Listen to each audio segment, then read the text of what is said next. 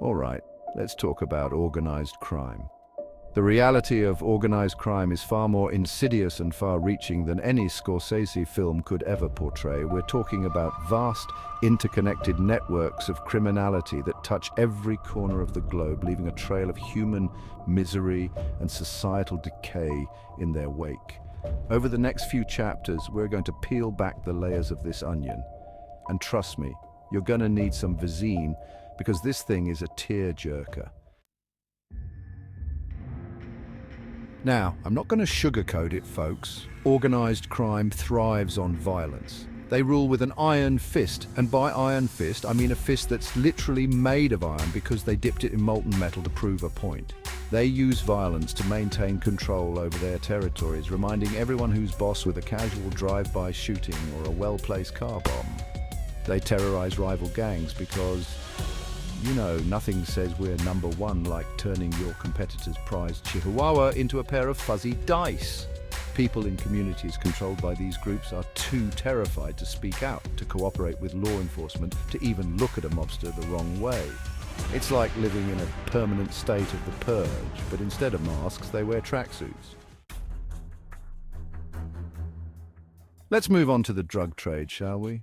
It's a dark and complex world that affects millions. Because if organized crime were a buffet, and let's be honest, they probably love buffets, this would be the all-you-can-eat crab leg station, the most lucrative and dangerous part of their operation. It's where they make the big bucks. And by big bucks, I mean enough money to make Scrooge McDuck drown in a swimming pool filled with cash. We're talking billions of dollars, we're talking mountains of cocaine, rivers of heroin, enough methamphetamines to fuel a rave that lasts until the next ice age. The scale is almost unimaginable. They've got shipping routes that would make Amazon blush, smuggling drugs across borders with the efficiency of a well-oiled, morally bankrupt machine. Their logistics are frighteningly sophisticated, and the worst part, the human cost, the lives destroyed by addiction. For every kilo of cocaine, there's a trail of addiction, broken families, and shattered lives. The impact is devastating. It's a vicious cycle, fueled by greed and perpetuated by desperation. The human suffering is immeasurable, and the cycle seems never-ending. All right, folks, buckle up because this next chapter is particularly grim. We're talking about human trafficking, and if you thought the drug trade was bad, well, this is basically the ninth circle of hell, but with more paperwork. These are people forced into prostitution, their bodies treated like commodities, their spirits broken by endless abuse. These are people forced to work in sweatshops and factories, toiling away in inhumane conditions for little or no pay, their passports confiscated, their movements restricted, their lives no longer their own. And the worst part is these victims are often hidden in plain sight. They could be working in your neighborhood restaurant, cleaning your office building, even living next door. It's like living in a nightmare you can't wake up from. You know what they say, you can't fight corruption with more corruption. It's like trying to clean a dirty window with a muddy rag. Organized crime, they're like that friend who always forgets their wallet when the bill comes, always taking advantage, never giving back. They love to exploit a system, to find the cracks and pry them open, until they can fit a whole truckload of illegal activities through, smuggling, trafficking, you name it. And one of their favorite ways to do that is by corrupting the very people who are supposed to be upholding the law. It's a twisted game of power and influence. We're talking about bribing police officers, judges, even politicians. No one is off limits.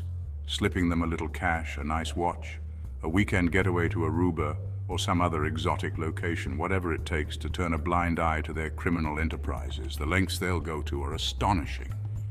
And once they've got their hooks in, it's game over. The system is compromised. They control the flow of information. They influence policy decisions. They basically become the puppet master, and the government is just their very expensive, very compliant marionette. It's a dangerous cycle that perpetuates itself.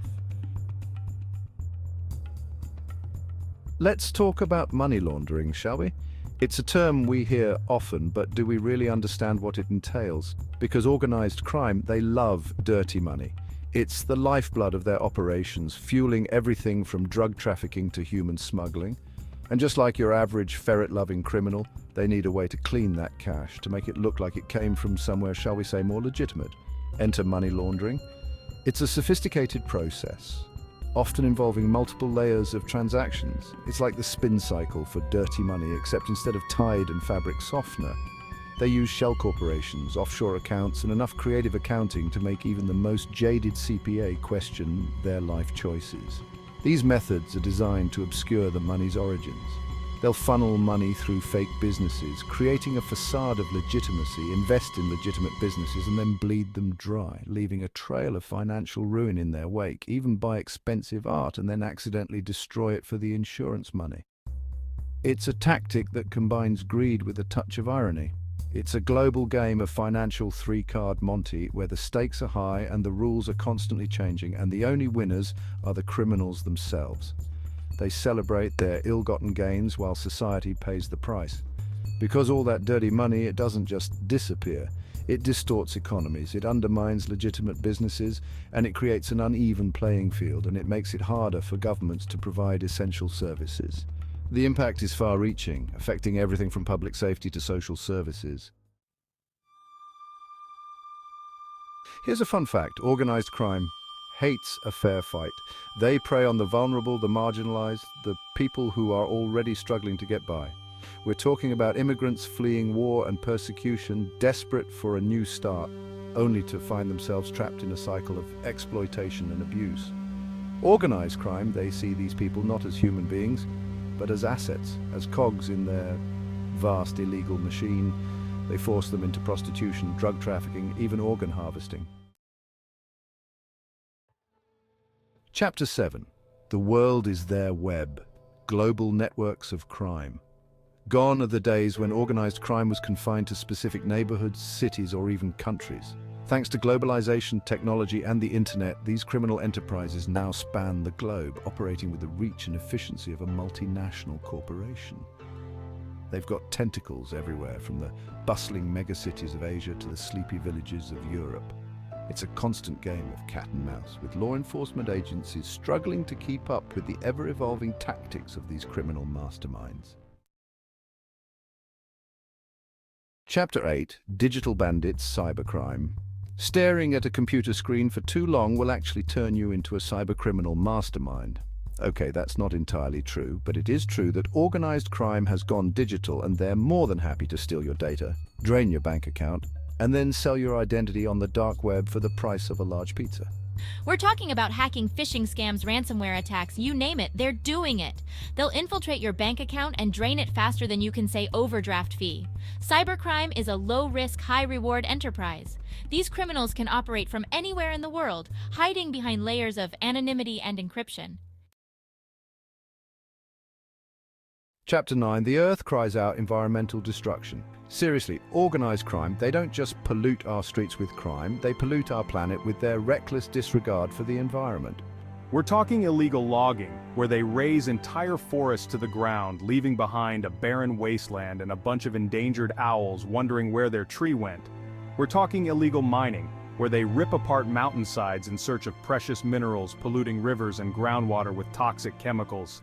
And don't even get me started on wildlife trafficking. These guys, they'll poach endangered species to the brink of extinction, all for a quick buck.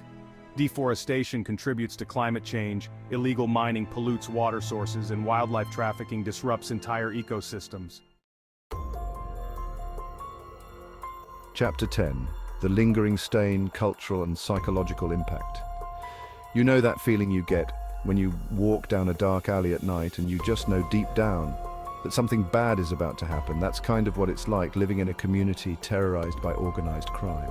The constant fear, the suspicion, the knowledge that at any moment violence could erupt. People become afraid to speak out, to report crimes, to even acknowledge the problem. They withdraw into themselves, distrustful of their neighbors, their community, their own government. It's a slow poison, eating away at the fabric of society, creating a culture of silence and complicity. What row a call to action combating the shadows? So there you have it, the dark underbelly of organized crime, laid bare for all to see. We can fight back, we can demand better from our leaders, we can support law enforcement agencies working tirelessly to bring these criminals to justice, and we can educate ourselves and our communities about the dangers of organized crime. Because here's the thing, organized crime thrives in the shadows.